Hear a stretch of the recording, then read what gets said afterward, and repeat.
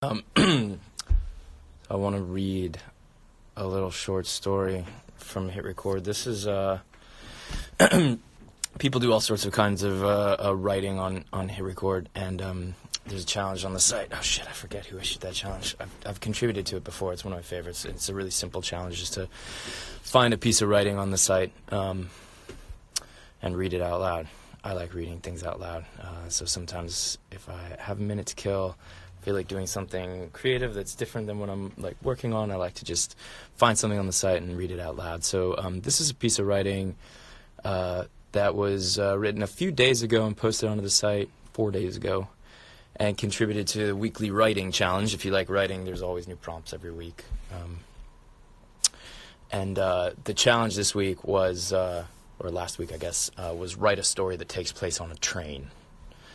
And a writer on the site named Lewis C. Lewis wrote this. I haven't actually read all of it. I just read the first few lines of it, and it sort of caught my interest, and so I figured I'd read the rest out loud and record it here and contribute it to the Read It Aloud challenge, and also broadcast it live for all of Instagram. Anyway. So this is it. It's called On a Train to San Jose by Lewis C. Lewis. I'm reading a book that incessantly fails to hold my interest, so instead I find myself observing a girl across the aisle from me. She looks weeks out of college like me. Not like me. And shuffling a deck of tarot cards, trying to foretell her future, I suppose. I build up the nerve to ask, can you show me my future? I don't know you.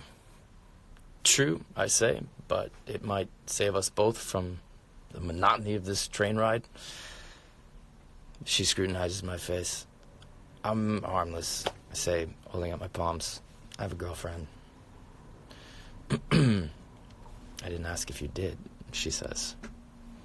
I nod and shrug and return to my book. She exhales a heavy sigh, and I hear the cards whir between her hands. One shuffle, one card, she says. She flips over the card to reveal a skeleton atop of a dignified horse. Death, she announces. I stare in disbelief, concern. She breaks into hearty laughter, the way a burly man might chortle.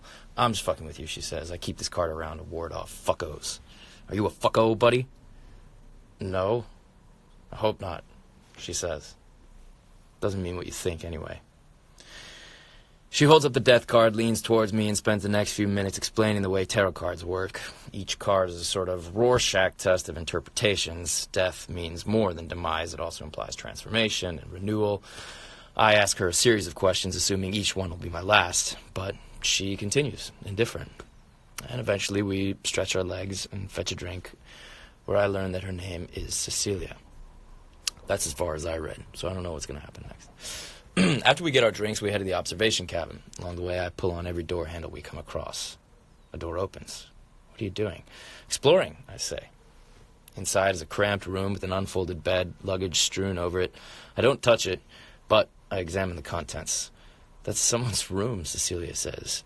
Do you know there's abandoned buildings all around us? I'm talking about mansions, hospitals, amusement parks, I say. There's a medication bottle perched on a pile of crumpled shirts. I make it a habit of entertaining every door that reads, "Keep out," I say. I sound out the name of the medication. Symbiax. It's for treating depression, Cecilia says, standing safely in the hallway. Do you suffer from depression, I ask? No, but my dad did. I consider this as I stare at her tall frame in a billowy pink shirt draped in silver charms, her amber hair in a loose bun. My mom has diabetes, I say. Those two are nothing alike. They both start with the letter D. Her eyebrows arc in bemusement. You're like a little boy. I am not. Exactly, she says. The observation cabin is a slender greenhouse with a view from all sides. It's nearly dusk. The sky is lilac and cluttered with clouds like a bowl of cotton balls. We're both giggly from the alcohol, and I am attempting for the third time to stare at the sky without blinking for reasons unknown to me. Just do it and see what happens, she says, Rosy Cheek. rosy cheeked. I stare up and lock my lids on what looks like heaven. My eyes start to strain. But I keep a steady gaze when suddenly a shadowy haze invades the periphery of my sight. It bleeds to the center and threatens to dim everything. I finally blink and press my eyes. The hell was that? I say.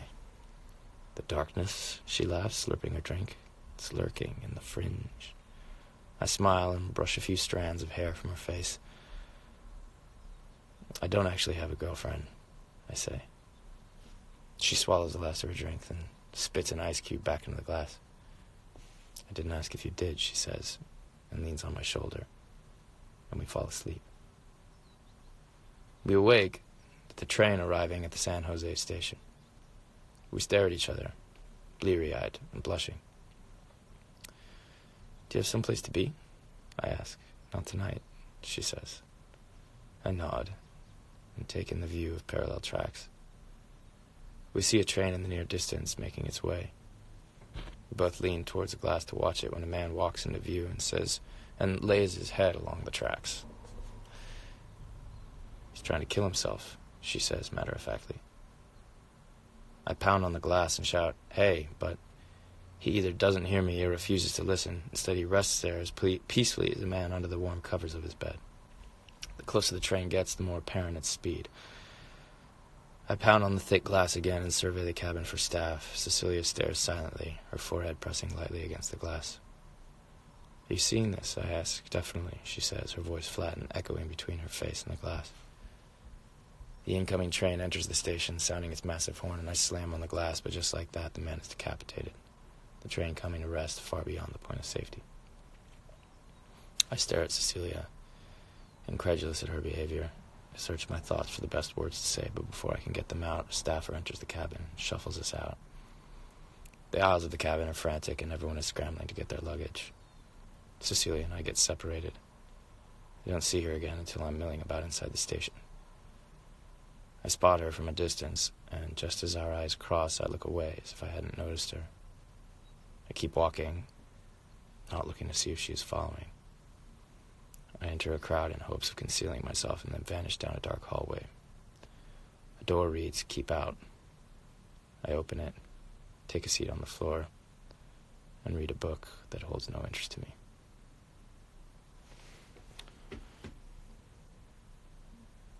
I didn't anticipate that's where that was going. Sorry if that was sort of a downer. It's good writing, though. Bravo to Louis C. Lewis. And also to Raphael H., who issued that challenge. There's actually 10 hours left, I see. You can see here. There's the writing challenge. Write a story that takes place on a train. 10 hours left, if you feel like contributing. Well, that's it for now. I've got to go. Thanks, and I'll see you next time. Thanks again.